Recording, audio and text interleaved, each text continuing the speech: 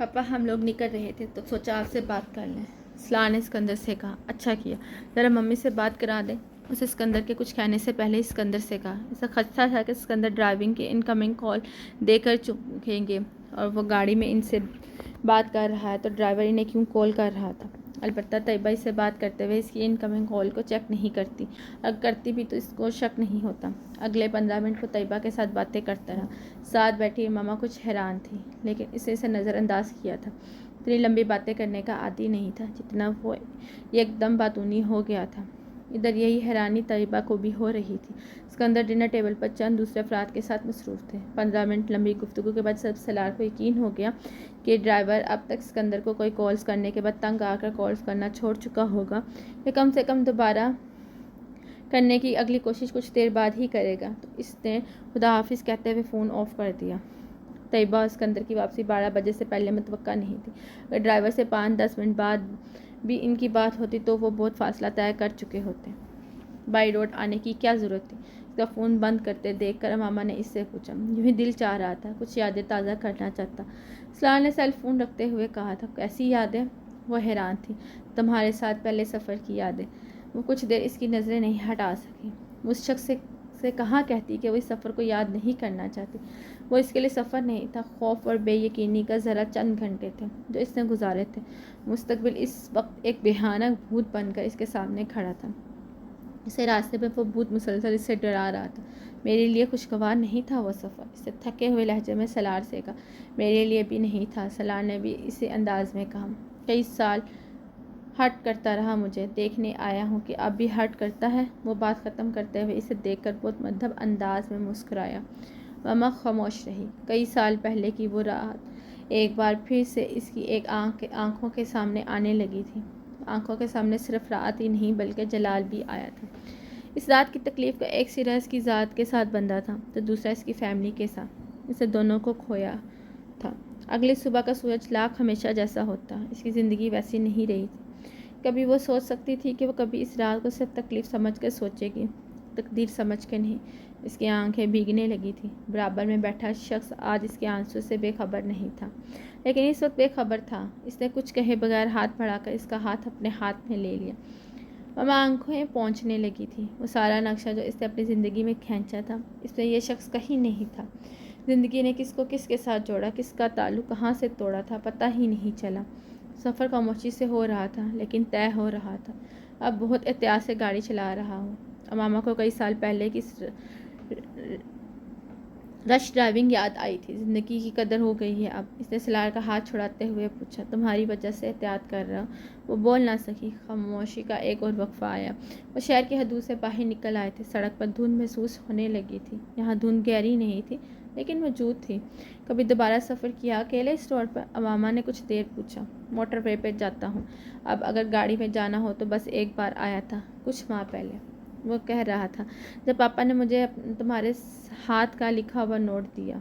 क्या रात थी वो, जिसे तकलीफ़ से कहा। वो फिर हंस पड़ा। उम्मीद थी जिसको इस रात में मैं मुजस्सिम फना होते देखा। समझ में आया मुझे कि तब इस रात तुमको किस हालत पे से गुजरी होगी। अज़ियत से बहुत ज़्यादा, मौत से ज़रा सी कम, लेकिन तकलीफ़ इसको कोई भी नहीं कह सकता। विंडो स्क्रीन से बाहर देखते हुए वो जो कुछ इस तक पहुंचना चाह रहा था पहुंच रहा था। इस कान से वो भी गुजरी थी। नम होती आंखों के साथ गर्दन सीट की पुश्त से टिकाए वो इसे देख रही थी। मैं सारा रास्ता बस यही सोचता रहा कि अब क्या करूँगा। मैं ज़िंदगी में सोच रहा था, अल्लाह ने मुझे ज़रूरत से ज़्यादा ज़िंदगी दे दी है। तुम्हारे साथ बुरा किया था, बुरा तो होता ही मेरे साथ। याद है ना मैंने तुम्हारे साथ सफ़र में कैसी बातें की थी। इसने अजीब से अंदाज में हंसकर एक लम्हे के लिए गर्दन मोड़कर इसे देखा। एक लम्हे के लिए दोनों की नज़रें मिली थी। फिर सलार ने नज़र चुराते हुए गर्दन सीधी कर ली। सफ़र फिर खामोशी से तय होने लगा। वो ताल्लुक जो इनके बीच था वो जैसे खामोशी को भी गुफ्तगू बना रहा था। लफ्ज़ इस वक्त खामोशी से ज़्यादा बामायनी ही हो सकते थे। वो भी गर्दन सीधा करके सड़क को देखती रही, देखने लगी। धुंध अब गहरी हो रही थी, जैसे वो सड़क पर नहीं बल्कि अपने माजी की धुन में दाखिल हो रहे थे। गहरी मध्यम ना होने, हाथ को हाथ सजाई न देने वाली गहरी धुंध क्या क्या अपने अंदर छुपाई हुई थी, लेकिन जो कुछ था वो ओझल हो गया, फरामोश नहीं हुआ था। सेल फोन की रिंग टोन ने इन दोनों को चौंक दिया। सेल पर सिकंदर का नंबर चेक कर रहा था। सलार हंस पड़ा। मामा इसकी बेमकसद हंसी को नहीं समझी। हेलो, सलार ने कॉल रिसीव करते हुए सिर्फ इतना ही कहा था। इसे हैरत थी, सिकंदर उस्मान की कॉल इतनी देर से नहीं आनी चाहिए थी। शायद ड्राइवर ने इनके घर पहुंचने पर ही सलार के एडवेंचर्स के बारे में मुतल्ला किया था। सलार ने आवाज़ कुछ कम कर दी थी। जो कुछ सिकंदर इसे फ़ोन पर कह रहे थे वो नहीं चाहता था कि वो मामा तक पहुंचता। जी वो अब ताबेदारी से कह रहा था। सिकंदर इस पर बुरी तरह बरस रहे थे। वो क्यों ना बरसते, वो इन्हें बेवकूफ़ बनाना तो सलार के बाएं हाथ का खेल था। वो एहसास सिकंदर के गुस्से में इजाफा कर रहा था। इन्हें कुछ देर पहले तैयबा के पर्स में पड़े इस अपने सेल पर ड्राइवर की मिस्ड कॉल देखी थी और इससे बात करके वो खून के घूंट पी कर रह गए थे। बाई रोड लाहौर जाना इस वक्त इसके लिए हमाकत का अला तरीन मुजाहरा था कि इसे जितनी इत्मीनान से इनकी आंखों में धूल झोंकी थी वो इसके लिए ज़्यादा इश्तहाल अंगेज़ थी। अब गुस्सा ख़त्म कर दें पापा, हम दोनों बिल्कुल महफूज हैं, आराम से सफ़र कर रहे हैं। इसने बिलाहिर सिकंदर से कहा। तुम जफ़र को धमकियाँ दे कर गए थे, वो मुझे इन्फॉर्म ना करें। धमकी? मैंने एक मुअद्दबाना दरख्वास्त की थी इससे कि वो आपको फ़िलहाल इन्फॉर्म ना करें। अब डिनर छोड़कर खामख्वाह परेशान होते।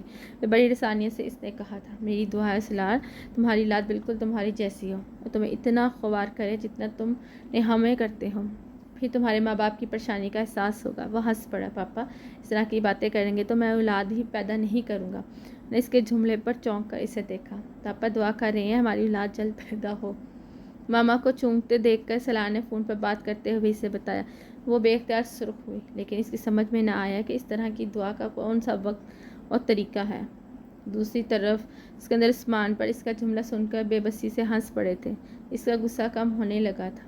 कई सालों के बाद उन्होंने सलार से इस तरह बात करना पड़ी थी। वो अब इससे पूछ रहे थे कि वह कहाँ है। सिकंदर को अपने हदूद अरबा के बारे में बताकर सलार ने फ़ोन बंद कर दिया था। पापा नाराज़ हो रहे थे। मामा ने संजीदगी से पूछा। खुश होने वाली तो कोई बात नहीं है, इसे जवाबन कहा। तुम क्यों झूठ बोलते हो? मामा ने बेहद इसे शर्म दिलाने की कोशिश की थी, क्योंकि अगर मैं सच बोलूं तो लोग मुझे वो नहीं करने देते जो मैं करना चाहता हूँ। कमाल की मंतक है, वो बेहद संजीदगी से पेश की गई थी। चाहे तुम्हें झूठ से किसी को दुख पहुँचे, मेरे झूठ से किसी को दुख नहीं पहुँचता, बल्कि गुस्सा आता है।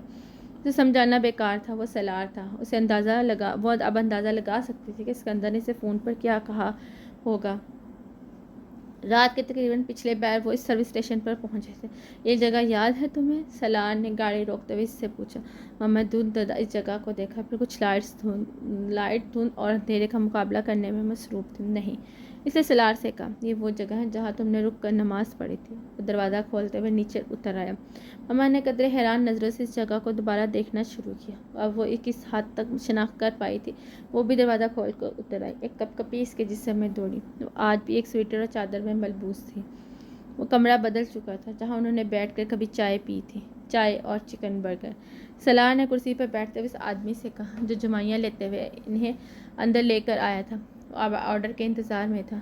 मामा इसके ऑर्डर पर इसे देखकर मुस्कुराई। अब खा लोगे? वो जानता था इसका इशारा किस तरफ था। वो कुछ कहे बगैर मुस्कुरा दिया। लास्ट टाइम हम वहाँ बैठे थे, तुमने वहाँ नमाज़ पढ़ी थी। वो हाथ के इशारे से इसे कमरे के मुख्तलिफ तरफ इशारा करते हुए कह रहा था। मामा को याद नहीं था। कमरे में जगह जगह टेबल्स और कुर्सियाँ लगी हुई थी। फजर की अजान में अभी बहुत वक्त था। वो फ़िलहाल इस जगह पर काम करने वाले 4 आदमियों के अलावा और कोई भी नहीं था। और अब इस जगह चाय और बर्गर इतने बुरे नहीं थे जितने उस वक्त थे। प्रेजेंटेशन भी बहुत बेहतर थी, लेकिन इन दोनों में से कोई ना जायके को देख रहा था ना प्रेजेंटेशन को। दोनों अपने अपने माजी को ज़िंदा कर रहे थे। चंद घूट चंद लम्हों की बात नहीं थी, ज़िंदगी की बात थी जो ना जाने रेल की पटरियों की तरह कहाँ कहाँ से गुजर के एक स्टेशन से ले आई थी। वो इस मकाम पर खड़े थे जहाँ उन्हें पटरियों का कांटा बदलना था। दूर करीब एक दूसरे से मदगम, वो अब एक दूसरे के साथ।